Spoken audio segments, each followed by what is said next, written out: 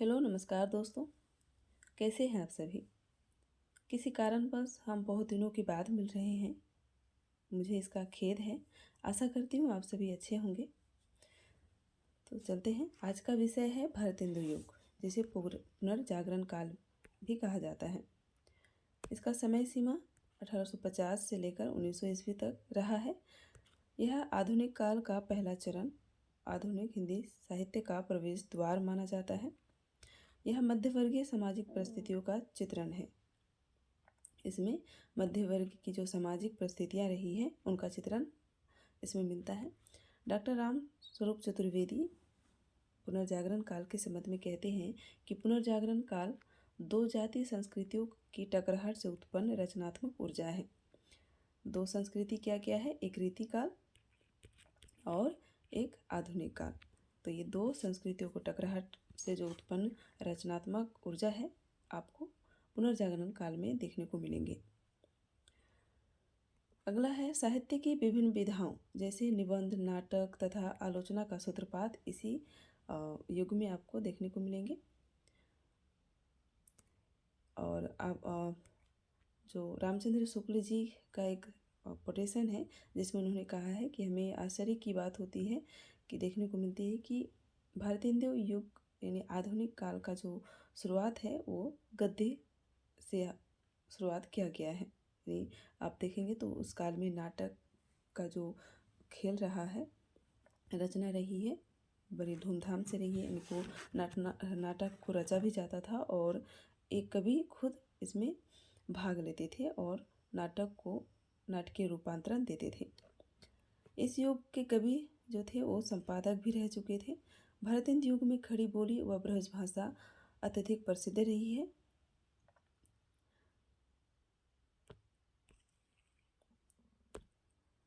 खड़ी बोली जो कि आधुनिक काल की भाषा रही है और ब्रज भाषा जो कि रीतिकाल की भाषा रही है।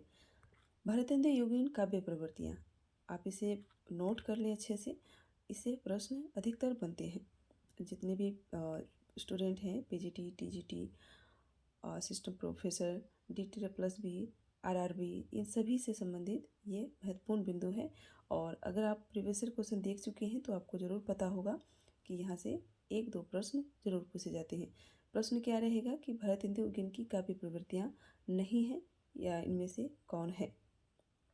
तो सबसे पहला है राष्ट्रीयता की भावना, समाज की दुर्दशा का चित्रण तथा सामाजिक चेतना, प्रकृति चित्रण, श्रृंगारिकता, हास्य व व्यंग्यपूर्ण रचना, ब्रजभाषा का प्रयोग और समस्या पूर्ति। ये प्रश्न बना हुआ है कि किस युग में समस्या पूर्ति मिलती है। तो ये आपको पुनर्जागरण काल यानी भारतेंदु युग में आपको मिल जाएंगे। भारतेंदु युगीन कवि व उनकी कृतियाँ, तो जितने भी कवि हैं इनमें वो आप अच्छे से उनकी रचनाओं को ध्यान से पढ़ते हुए चलिएगा। ज़्यादातर इनसे रचनाएं पूछी जाती हैं और इनकी जो विशेषता रही है तो इनकी कुछ विशेषताएं भी पूछी जाती हैं। तो हम रचनाओं पर ज़्यादा ध्यान देंगे। और एक बात, पहली बात कि भारतेंदु मंडल के जितने भी कवि हैं इन्हें ध्यान से रखिएगा। अक्सर पूछ लिए जाते हैं एंड नेट के एग्ज़ाम में पूछ लिए जाते हैं कि इनमें से कौन भारतेंदु युग के कवि नहीं हैं, कौन है, इस तरह से प्रश्न आते हैं।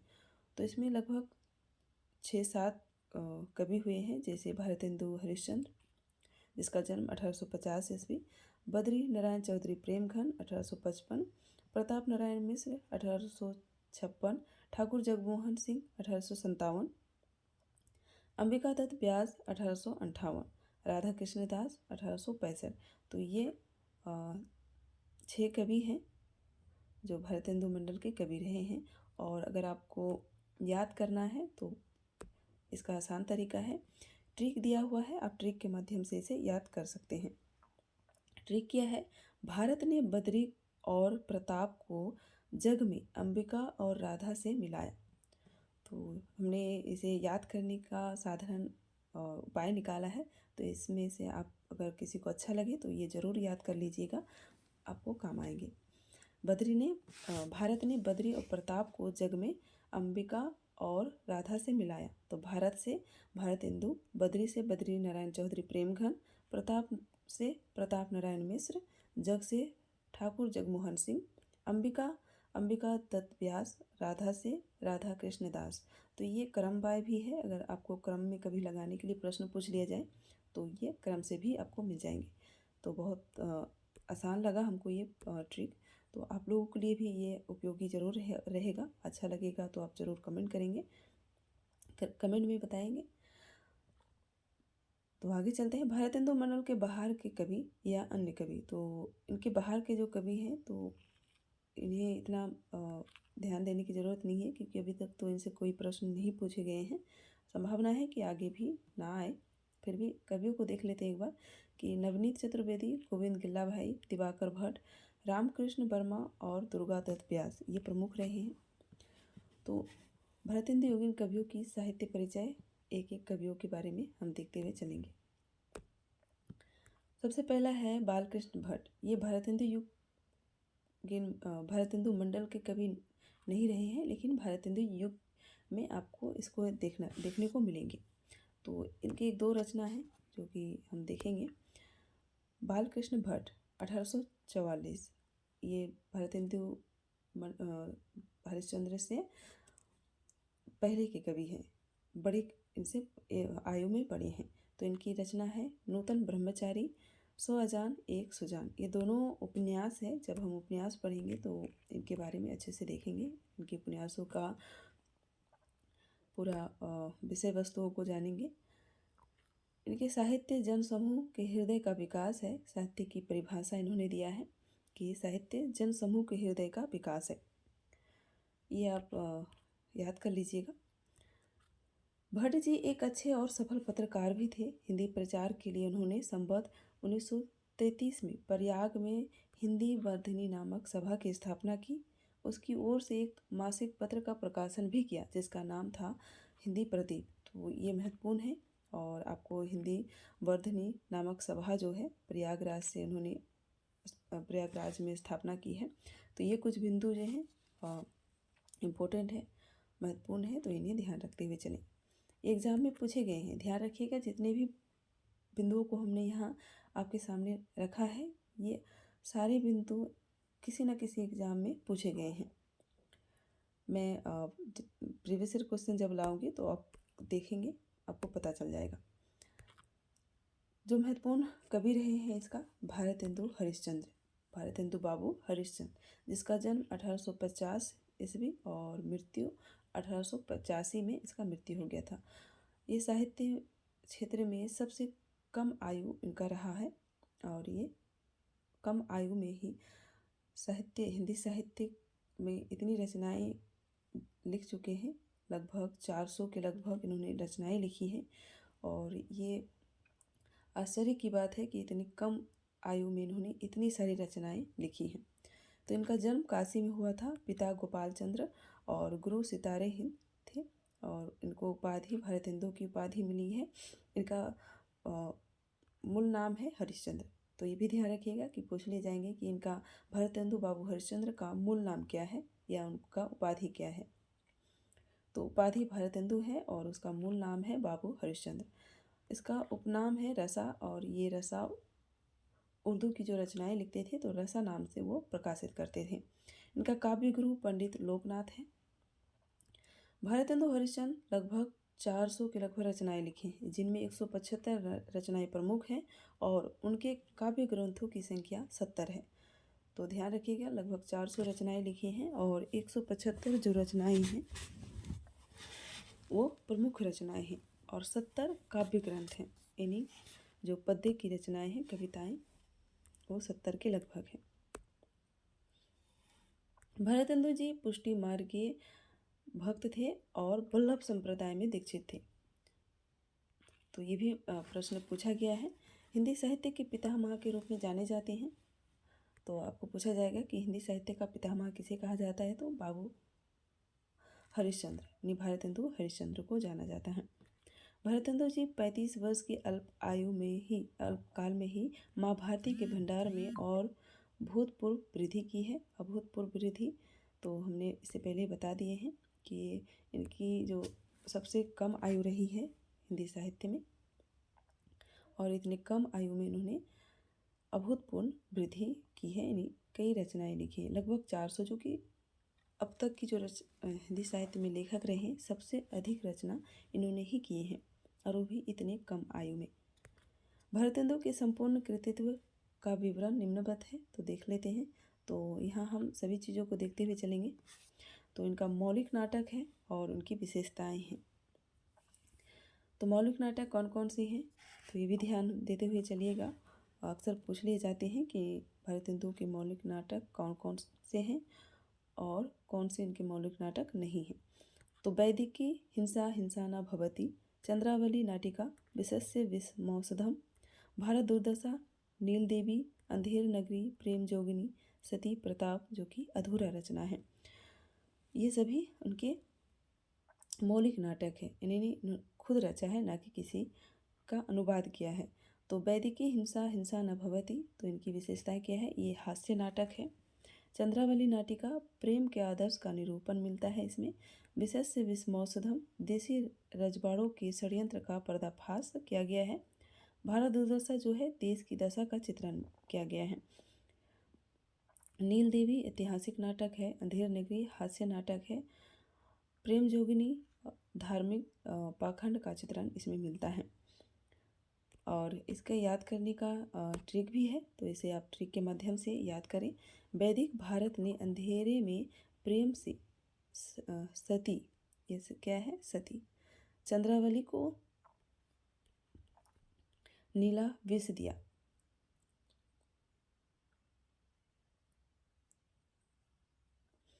तो ट्रिक के माध्यम से अगर हम देखें तो वैदिक से वैदिकी हिंसा हिंसा न भवति, भारत से भारत दुर्दशा, अंधेरे से अंधेर नगरी, प्रेम से प्रेम जोगिनी, सती से सती प्रताप, जो कि अधूरा नाटक है। चंद्रावली से चंद्रावली नाटिका, नीला से नील देवी, विष से विशस्य विषमौषधम। तो इसके इस तरह देखकर आप इसे याद कर सकते हैं। मुझे उम्मीद है कि ये ट्रिक आपके लिए बहुत हेल्पफुल रहेगा। तो एक बार और देख लेते हैं। वैदिक भारत ने अंधेरे में प्रेम से सती चंद्रावली को नीलाभ विष दिया। आगे है अनुदित नाटक। अनुदित नाटक है भक्ति सर्वस्व 1870, प्रेम मालिका 1871, वैशाख महात्म्य 1872, प्रातः स्मरण 1874 से 77 तक में इसकी रचनाएं की गई है। सतसई श्रृंगार 1875 से 1878, देवी छंदम लीला 1873, जैन कौतूहल 1873, प्रेम अश्रु वर्णन 1873। तो ये लगभग 8 रचनाएं उनके अनुदित नाटक है। और भी है नीचे कई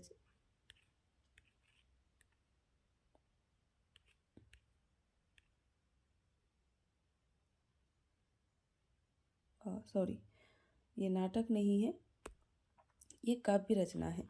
अनुदित नाटक नहीं है, ये काव्य रचनाएं हैं। तो ये कुछ काव्य रचनाएं हैं।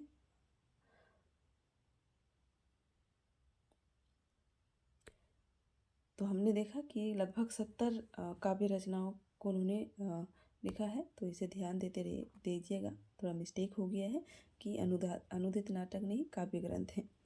भक्ति सर्वस्व, प्रेम मालिका, वैशाख महात्म्य, प्रातः स्मरण, सतसई श्रृंगार, छदम देवी छदम लीला, जैन कौतूहल, प्रेम अश्रु वर्णन, प्रेम सरोवर, वेणुगीत, प्रबोधिनी, प्रेम प्रलाप, उत्तर भक्तमाल। तो ये कुछ रचनाएं हैं। तो इसे ध्यान देते हुए, जो कि लगभग कई रचनाएं इनमें से पूछ लिए गए हैं।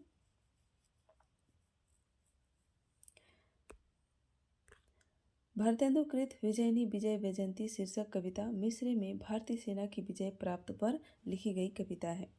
तो विजय विजयनी जो वैजयंती शीर्षक की कविता है, ये जब मिस्र में भारत सेना का विजय हुआ था, तो उसी के उपलक्ष्य पर ये कविताएं लिखी है। अगला है उपन्यास। हमरीहट, रामलीला, सुलोचना, शीलवती, सावित्री चरित्र। तो इसके लिए भी आपके पास ट्रिक है, ट्रिक के माध्यम से आप याद कर सकते हैं। सावित्री और शीलवती हमारी रामलीला सुनी। निबंध है। निबंध सवे जाति गोपाल की मित्रता सूर्योदय, कुछ आप बीती कुछ जग बीती, जयदेव बंग भाषा की कविता। तो ये जितनी भी रचनाएं हैं वेरी वेरी इम्पोर्टेंट है, बहुत महत्वपूर्ण है। तो इतिहास ग्रंथ, दो इतिहास ग्रंथ है, कश्मीर कुसुम, बादशाह दर्पण। भरतेंदु से संबंधित मुख्य बिंदु तो देख लेते हैं, उनकी कुछ महत्वपूर्ण बिंदुएं हैं। उनकी कविता में भक्ति भावना, श्रृंगारिकता के साथ साथ स्त्री शिक्षा, समाज सुधार, राष्ट्रीयता आदि का बेजोड़ संगम मिलता है। अगर आप देखेंगे कि स्त्री शिक्षा, तो बाला बोधिनी नाम का जो उन्होंने पत्रिका संपादित किया है वो स्त्री शिक्षा से ही संबंधित है। आगे है बंदर सभा, उर्दू के इंद्र सभा एक प्रकार का नाटक है, इंद्र सभा के अनुकरण पर रचा गया है। खड़ी बोली को प्रसिद्ध करने का श्रेय भी इन्हीं को प्राप्त है। कविता उनके द्वारा नई चाल में ढली, माना जाता है कि कविता जो है वो नई चाल में ढली। ऐसा इसलिए कहा गया है कि रीति काल में जो रचनाएं थी वो श्रृंगारिकता पूर्ण रचनाएं थी, लक्षण ग्रंथ लिखे गए थे, जो कि भारतेंदु युग में खड़ी बोली में रचनाएं लिखना प्रारंभ कर दिए थे और रीति काल की जो प्रवृत्ति रही है उन्हें छोड़कर आगे निकल चली थी। तो इसी के द्वारा कहा गया है कि नई चाल में ढली। भारतेंदु जी के भाषा के संबंध में यह पंक्ति प्रसिद्ध है कि निज भाषा उन्नत अहे, सब उन्नति के मूल, बिन निज भाषा ज्ञान के मिटे ना हे के सूल। तो ये महत्वपूर्ण है और ये अक्सर पूछ लिए जाते हैं। तो ये भाषा के संबंध में उन्होंने कहा है। भरतेंदु की कविता में सबसे बड़ी विशेषता यह थी कि उनमें प्राचीन व नवीन का समन्वय देखने को मिलता है। तो बिल्कुल इन्होंने पत्रिकाएं निकाली हैं, 3 पत्रिकाओं को उन्होंने निकाला है। पहला है कवि वचन सुधा 1868 ईस्वी, प्रथम पत्रिका इनका, और दूसरा है हरिश्चंद्र मैगजीन 1873 ईस्वी में 8 अंकों के बाद हरिश्चंद्र चंद्रिका नाम रखा गया। इनका पहला नाम क्या था? हरिश्चंद्र मैगजीन, और 1873 में इसका स्थापना की प्रकाशित कराया था और 8 अंकों के बाद हरिश्चंद्र चंद्रिका नाम रख दिया गया। बाला बोधिनी 1874 नारी शिक्षा से संबंधित पत्रिका रही है। आचार्य रामचंद्र शुक्ल का मत है कि हिंदी गद्य का ठीक परिष्कृत रूप पहल हरिश्चंद्र चंद्रिका में ही प्रकट हुआ। तो जो परिष्कृत रूप मिलता है हिंदी गद्य का, तो वो आपको हरिश्चंद्र चंद्रिका से ही मिलना शुरू हुआ था। भारतेंदु हरिश्चंद्र ने पैरोडी, स्यापा, गाली, लावनी आदि शैलीगत विषयों में कविताएं लिखी हैं जो निम्नलिखित हैं।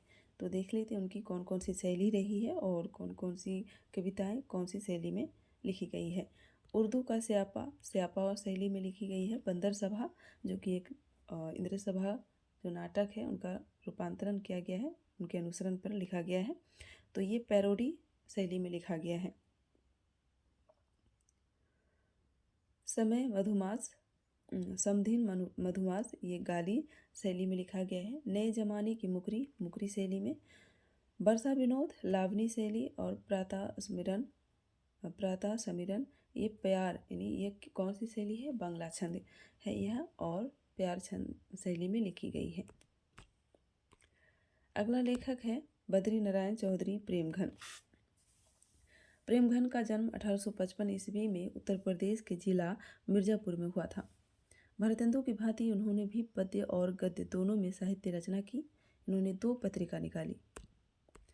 2 पत्रिका क्या है? एक है नागरी नीरद साप्ताहिक, नागरी नीरद नाम से, और ये कैसी पत्रिका थी?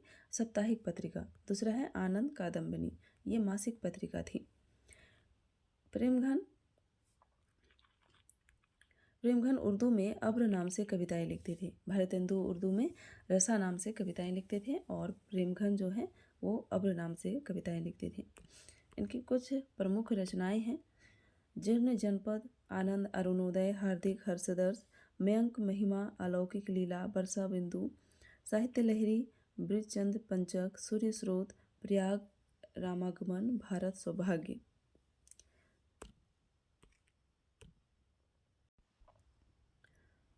प्रेमघन से संबंधित कुछ महत्वपूर्ण बिंदुओं को देख लेते हैं।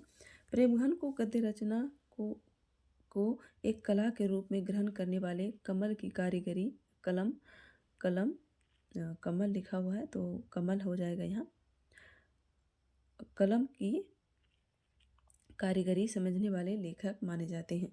प्रेमघन की समस्त काव्य कृतियों का संकलन प्रेमघन सर्वस्व शीर्षक से किया गया है। इन्होंने मुख्यतः ब्रजभाषा में काव्य रचना की है। प्रेमघन ने विलायत में दादा भाई नौरोजी को काला कहे जाने पर क्षोभपूर्ण कविताएं लिखी थी। इन्होंने मंक महिमा की रचना खड़ी बोली में की। धन्य भूमि भारत सब रतनी की उपजावनी प्रेमघन की राष्ट्रीय भावना से ओतप्रोत कविता है।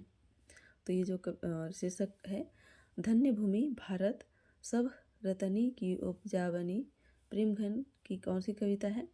राष्ट्रीय भावना से इसमें आपको देखने को मिलेंगे। अगला कवि है प्रताप नारायण मिश्र। ब्राह्मण पत्रिका के संपादक प्रताप नारायण मिश्र का जन्म 1856 ईस्वी में भेज गांव जिला उन्नाव में हुआ था। कविता, निबंध और नाटक उनकी प्रमुख रचना क्षेत्र रहे हैं।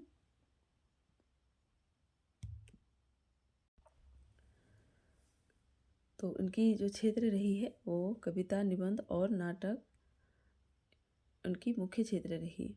और ये भेज नहीं है, बैज गांव है, बैजे गांव जिला उन्नाव में। ये आपको जिला उन्नाव जब जाइएगा तो ये बैज गांव आपको मिलेंगे। इनके कविता के क्षेत्र में प्रणय व्यंजन, समाज सुधार, देशभक्ति, हास्य, विनोद आदि प्रवृत्तियों का परिचय मिलता है। मिश्र जी का प्रमुख रचनाएं हैं प्रेम पुष्पावली, माँ की लहर, लोकोक्ति शतक,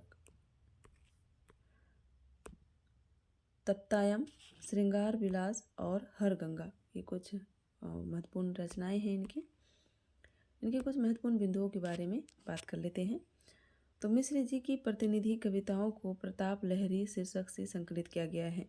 कई रचनाओं के लिए इन्होंने मुख्यतः ब्रजभाषा को ही अपनाया, खड़ी बोली से उन्हें लगाव नहीं था।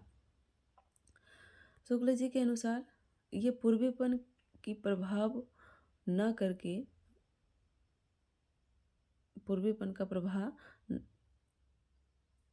न करके अपने बैसबाड़े की ग्राम्य कहावतें और शब्द भी बेधड़क रख दिया करते हैं।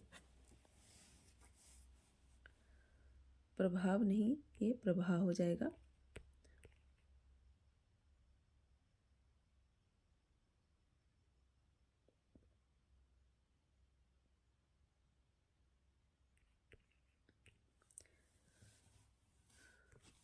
घूरे के लत्ता बीने, कनात के डोल बांधे, समझदार की मौत, बात मनोयोग, वृद्धि, भौ आदि के लेखक प्रताप नारायण मिश्र हैं।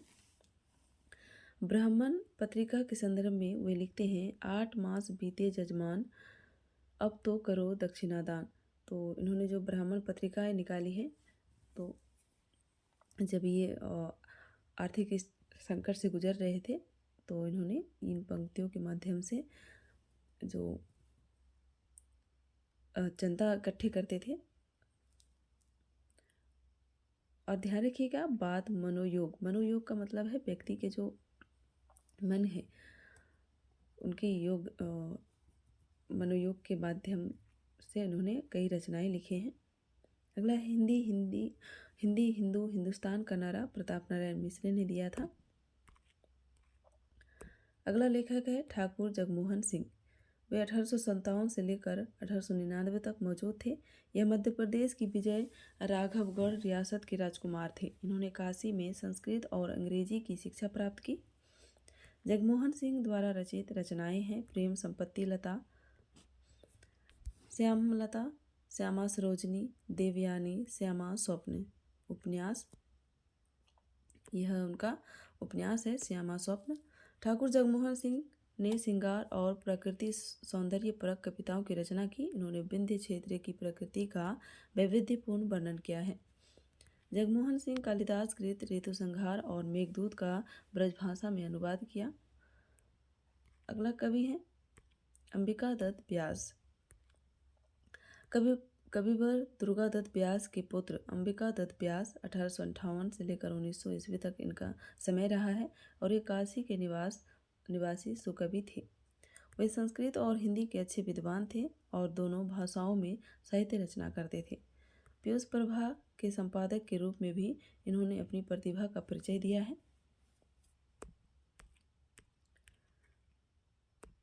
इनकी कुछ कृतियां हैं। पावस पचासा 1886 में, सुकवि सतसई, हो होरी।